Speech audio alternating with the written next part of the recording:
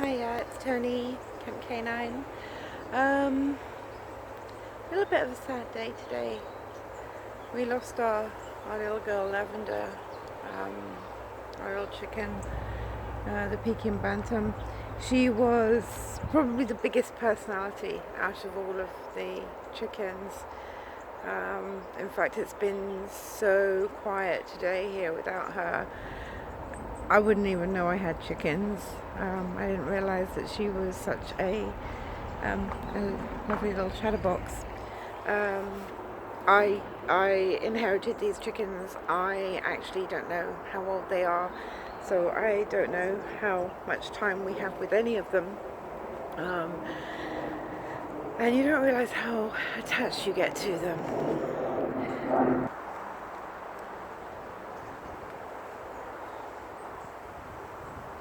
So, someone asked me the other day how I control the weeds in my vegetable garden. Well, generally speaking, I don't. um, that's kind of the chicken's job, in a way. Mother Nature, she's a little bit shy. She likes to cover herself. So if you don't cover her, she'll do the job. So mulching is obviously one of the best ways to cover your earth, so that the weeds don't come through. And planting plenty in your beds also does that, because there's no room for anything other than the plants that you've planted. Um, so so for example, in my beds over here, my raised beds over here, there really isn't much room for anything, any weeds. I've got some petunias, I've got some nasturtium, I've got some cucumbers growing, I've got some aubergine plants, and I have got some pepper plants in there, but they're very deep amongst there. I don't expect them to actually do anything. I also had some in this bed here, and I also have some in this bed here, but in this bed here they have actually started to do something. So this one has got a little pepper plant on it. So they do. I wasn't expecting much. They were spare plants. All my peppers are planted in the conservatory, but I do know that people do plant their peppers outside, so I thought I'd put some outside just to see if they would work. And it does look like they are growing. So I can't believe how quiet it is here without Lavender. So we have two of the girls here, and you can see that they are currently busy at work getting rid of the weeds for me. So in my vegetable garden, in the sort of like fruity forest bit of my vegetable garden, we have a wood chip floor, and they've actually, I mean, sometimes I think they're helping and sometimes I think they're just making a big mess, but I do know that they are getting rid of the weeds. And you can see actually they have pulled this all the way back to reveal one weed that they're having a good old scratch around. So hopefully they will get rid of that one for me. But they love to scratch all the way along edges. So they need to do some more work down here, ladies. Ladies, did you hear me? Over there, please. But they do take care of the edges all the way around here. You can see where they've been at work down here, where it's all become unlevel, and all the way along the back here. I was flattening that back out yesterday, but they had dug and weeded all the way along the edge for me there. Here's Big Blue. I don't know what she's contemplating. So you can see here they've had a good dig all around. So yeah, this is when I think, oh, actually they're just making trip hazards for me, and sometimes their work, it makes more work for me. But personally, I would prefer to just level out a bit of ground than to do the weeding, so I am more than happy for them to do the weeding for me. But they're obviously scratching around for bugs. That's their main thing. They will eat some of the weeds, but more often than not, it's the constant damage to the weeds as they're digging that actually, for the insects, that actually kills off the weeds. So this is only 3 of them. So somewhere I have got a third red. Let's see if I can find her. Ah, and it's the one I know is Chesty. She's the one with the bare chest. How are you doing today, darling? Hey? What you been up to? You've been eating something yellow? You can't tell, it's all over your face.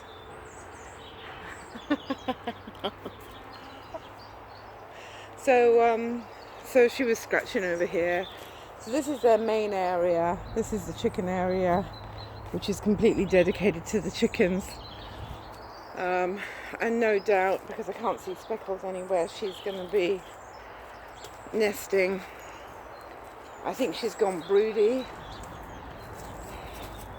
Yes, darling.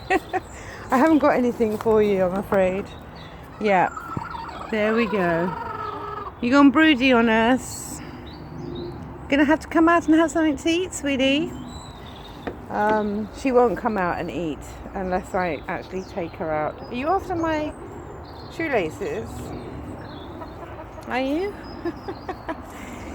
I'm not getting. No. This one here has got mealworms in it. This one here has got their corn in it, and this one here has got some bedding in it. She's very fond of grasshoppers, and I've seen her catch quite a few recently. She's a little bit more independent than the others. It's really quite strange. So 2 of the reds and blue are over there, and normally lavender would be over there with them, or at least be with them no matter where they are, because they might be there, they might be up there, or they might be through at the back in the field at the back. And then normally somewhere around here, separate from them, is little Chesty and Speckles. So yeah, they're creatures of habit just like we are. So yes, so that's how I don't do my own weeding.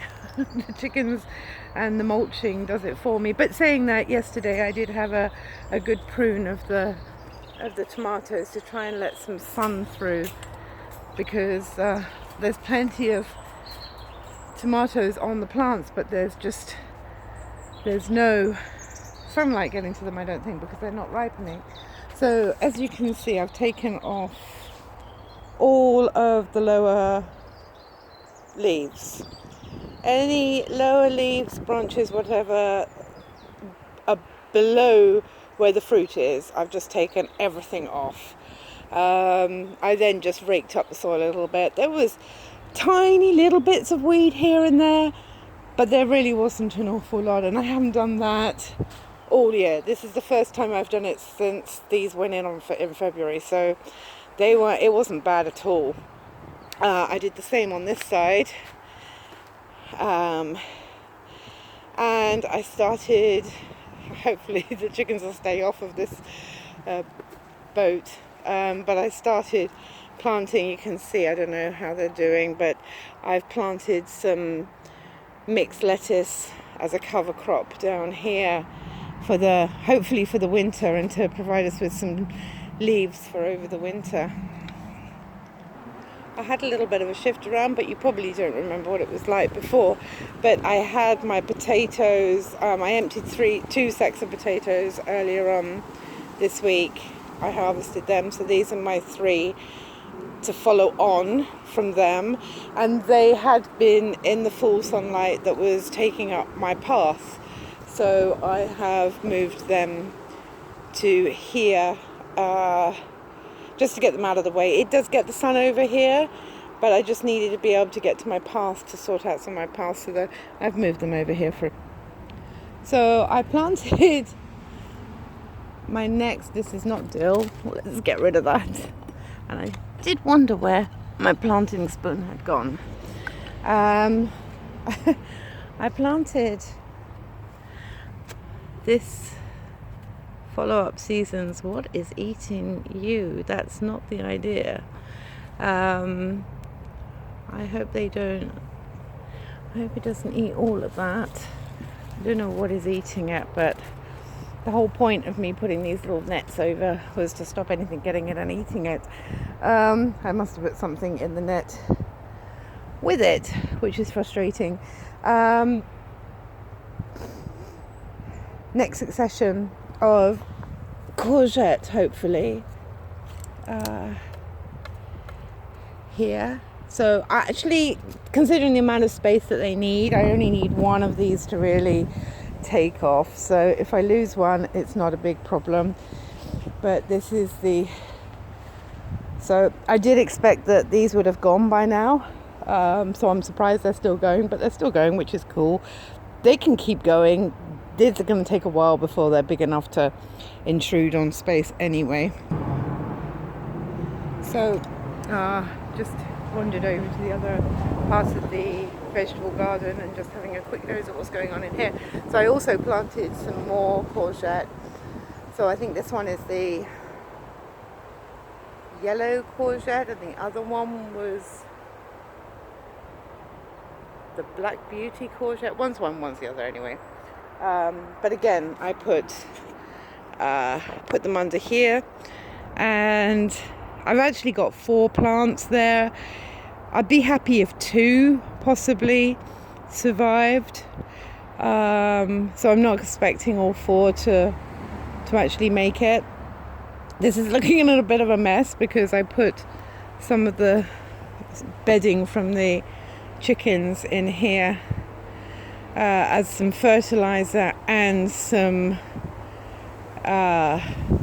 mulch, and the chickens decided to come in here and dig all the way through it, so they've made a right little mess of that. They were meant to be tilling this for me, but they haven't actually done any tilling in here, so they prefer to get over here, and they reach this more from the other side, so sometimes they escape. I don't know how they get out, but they do. Occasionally they get out, and they have eaten all my brassicas along here. This is not insects, this is chickens. They've left these ones. I guess they can't get to them very well. Over here they seem to have left these for me, which is wonderful. But I have noticed that all of these cabbages here are looking a little bit henpecked. What I have discovered coming around here is that they don't like crossing water, because they haven't touched the brassicas that are in there. So I've got a whole mess in there I really ought to spend a bit of time sorting out. But I've got cauliflower going up and down there, and then I've got some squash that was meant to have been climbing over the trellis here, and it's cascaded down here instead. So I'm going to have to go in there. It's probably too late to sort it out now. It's probably got too thick. That looks a very thick stem there, but maybe I can persuade it to still come up.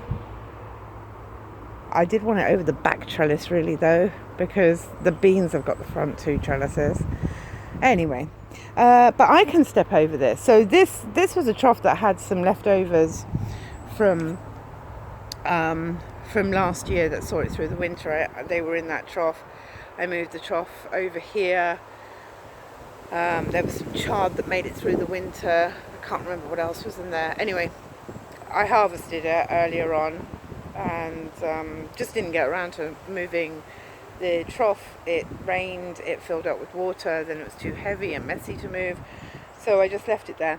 And I think now it really deserves a couple of fish in there, just some little ones. but I hadn't really realised the benefit of having water to control where chickens will go. Chickens are quite funny creatures, actually. Sometimes they seem absolutely oblivious to anything and everything that's going on around them. Pretty bomb-proof, nothing really bothers them. And then other times they won't cross over stuff. So they're fine and happy to dig up everything over there. That doesn't bother them at all. They couldn't care less what's underneath that surface, but they won't cross some water. They will jump all over their log pile over here. So this was wood that was stacked for processing for the log fire for winter, and we still haven't we've still got a load more to do, but so I kind of like toppled it out a bit so that it gave them some sort of climbing frame. So they do climb on that, they do get up on it, they do enjoy it. They'll do that. They won't do this. They won't go on top of this obstacle here, which is kind of strange. They will quite happily perch on wood like this and walk along when the wood planks were down on the floor. I'm just in the process of clearing up this area, so they've just pulled up. They'd walk over that. But this weekend, when we freed up the space for them to go through, move the fence panel so they could go through to the back field, we just collapsed the fence panel down, but they won't walk over it. So they won't go that way because they won't walk over the fence panel. They won't go to eat my brassicas because they won't go over the water. But somehow they cross every obstacle going to get out of their pen and meander around the garden. Well, I say they, it's only really one of them. She's determined to come out. So yeah. So today I've got some clearing up to do. If it stays nice and bright, I think I will cut the lawn and make it a bit smarter out here. But I did a lot of pulling out of weeds and stuff yesterday. I harvested all my carrots yesterday. Yeah, I'll show you that. So here you go here. I've been washing them. Now, I gotta say, I'm not that impressed. I mean, yes, it's a lovely harvest. I'm not worried about the size of the carrots. I mean, at the end of the day, you're going to cut them up anyway, aren't you, when you're going to cook them? So I'm not bothered that they aren't like however long and that they're only small.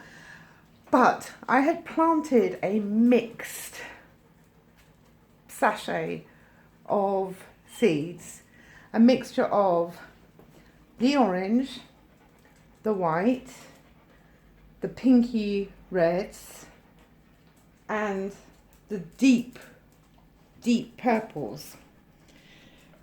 Now, I don't think that's a very fair mix, is it? The purple ones, they taste gorgeous. I loved them last year. They were my favourites. The white ones weren't far behind.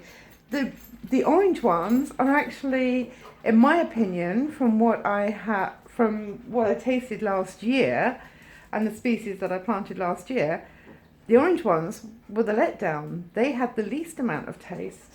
But they are the hybrid that we've created. These guys, these are the originals. This is what carrots are like in their natural state. This is what humans have decided that they prefer. They prefer a carrot to be orange. So we have orange carrots. I mean, yeah, orange is a nice colour. There's nothing wrong with the colour of orange, but the taste is what really counts. Anyway, there you go. I'm going to weigh them in a bit and see how much they weigh up at. Hey, that's pretty impressive, I think. Is that not? 1,571 grams. That's £3 and 7.5 ounces. That's not bad. That's not bad. And that's all the orange ones. I haven't weighed these ones. These ones are still here. So I've already got some in the freezer that I harvested. Probably not a huge amount, probably about this amount I harvested and froze not long ago when I was testing to see how big they got. So I'm not quite sure in total how much that brings out my first, but these are my earlies. So these are what I have planted in the spring that I'm harvesting now. And then I've got some seeds that I'm planting hopefully this week, which will be my winter crop.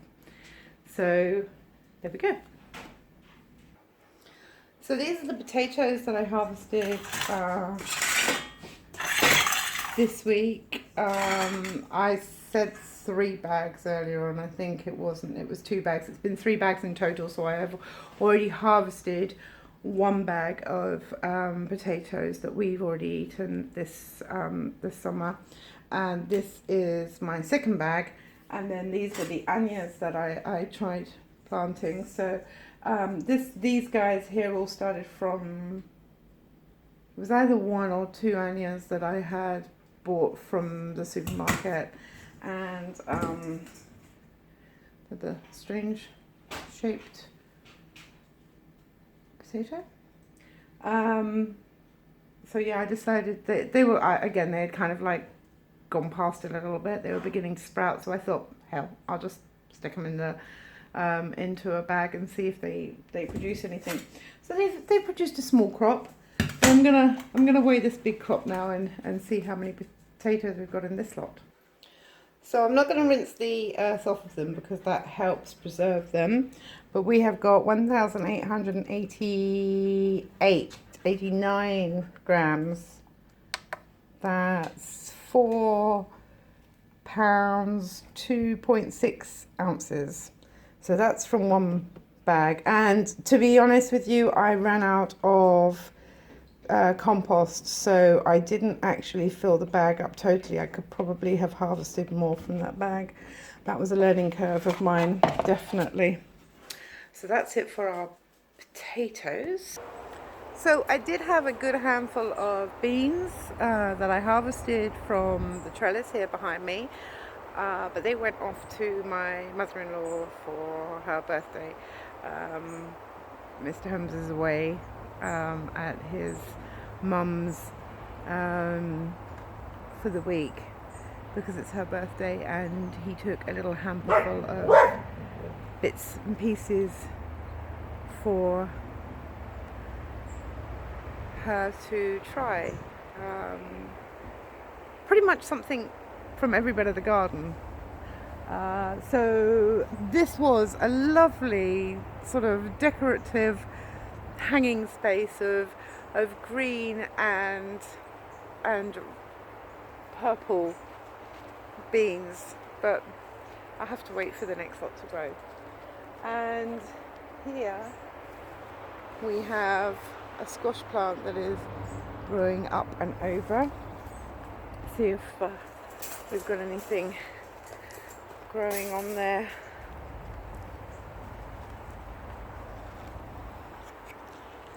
Yes. Oh yes, look, we have here and another one here. Oh, and another one here, and another one here, and here, and here, and here. So yeah, I think we can say that this squash plant is enjoying this space. So she's been pretty much slow going through the summer, and all of these trellises were covered with peas. So the peas have now been harvested. All the old pea plants have been removed. I don't know whether that's revealed more sunlight for her. She always could have grown up here. There was nothing stopping her. She's quite a bit bigger than the piece, but she just didn't. And now it's like this trellis has been quite a bit of success this year. First of all, we had the peas come over, and the harvest from that was abundant. It was amazing. I couldn't have wanted more from that. And now it looks like we have squash, so I'm going to have to find out how you preserve squash. The peas were easy, they're frozen. And then we've got beans obviously growing on this side over here. There's not so much going on with the plants. We've got one plant going up there, we've got one plant going up there of the green, and then we've got a purple one there. There should have been a purple one at the back, but it didn't come up. There should have been some more on the other side as well, and they also didn't come up. There is a purple one I can just spot through there, but it's a tiny little one. Whether it's going to get swamped by that green one, I have no idea. On this trellis right here, this is a purple one with some young little purples on it. There was meant to be a green or a purple on here. There is a purple on here, and it is flowering, but it's not growing very tall. It's kind of stumped itself at about this height, whereas the other purple ones are growing tall. There is a green one growing here, but if it's not careful, it's going to get swamped out by this this squash here. It hasn't started flowering yet, so I think we might have a bit of competition. You never know. It's one of the three sisters. They're meant to grow nicely together. This is the corn here. So this is one of the sisters. We have 2 or 3 corns in every gap between the trellises over here and on the other side. So that's one sister. The second sister is the squash, which, although I have got a lot of squash growing, this is our most successful one. Oh, saying that, this bush squash here, she's doing very well. I just wasn't expecting it to be a bush. I thought it was a climbing, so I made a mistake there. So the squash is the second sister, and then the third sister is the bean. So they were meant to all be growing together. There's bean and squash and corn planted on every trellis, but they're not growing on every trellis. So, hey ho, that's the way things go, isn't it? I have planted, I'm just going to have a quick look along here and see if any of them are coming up. No, none of them are coming up. I had planted some beans, some new beans. Chickens have gone quiet. I was just wondering where they've gone. I had planted some new beans. Oh yes, we have one. One is growing up here. So hopefully that bean will be successful.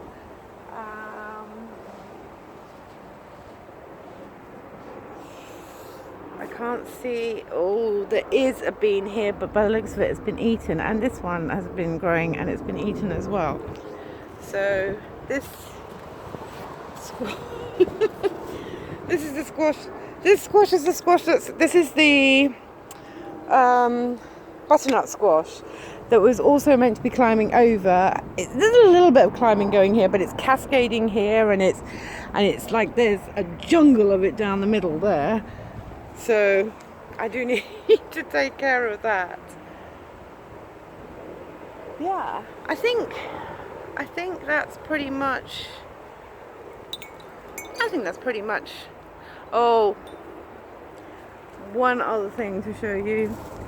So I have been so excited about the prospect of growing melons.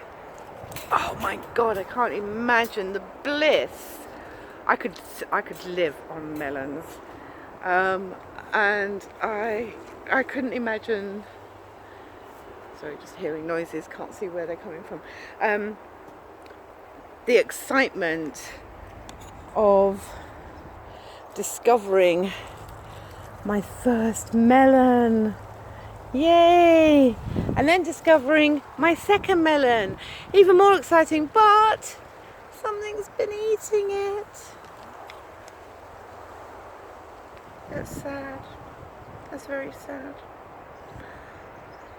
I was really, really excited about that. So if I'm really lucky, I might end up with one melon. I mean, I've got more melon plants. This is a melon plant here. And it's got flowers, but it's got nothing growing on it. And I kind of wanted a trellis for it, but that didn't really happen.